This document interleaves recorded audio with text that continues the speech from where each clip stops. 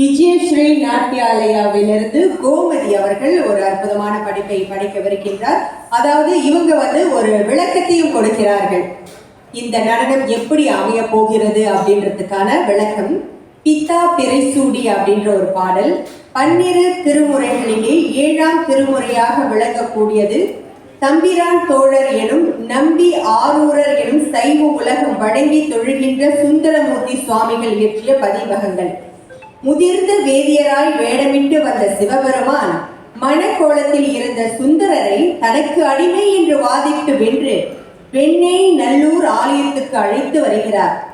தாங்காத மன வருத்தத்தில் பித்தன் என்று பேயேன் என்றும் தன்னை ஏசும் சுந்தரருக்கு தான் யார் என்பதை உணர்த்திட அவர் தம் பிறப்பின் நோக்கத்தையும் உணர்த்தினார். நெகிழ்ந்து நின்ற சுந்தரரை தமிழால் தன்னை பாடும்படி இறைவனார் பணிக்க வார்த்தை கிடைக்காமல் நம்பி ஆரூரர் தவிக்க அடியவர் ஏசினாலும் அதுவும் தனக்கு அமுதமே என உணர்த்தும் விதமாய் பித்தா என்று ஏசிய சொல்லையே முதலாய் கொண்டு பாடச் சொன்னார் பரமன். ஆதி முதற் பொருளே ஆர்வமுடன் கேட்ட பாடல் நாமும் ரசிக்க இருக்கிறோம் நாட்டிய வடிவில்.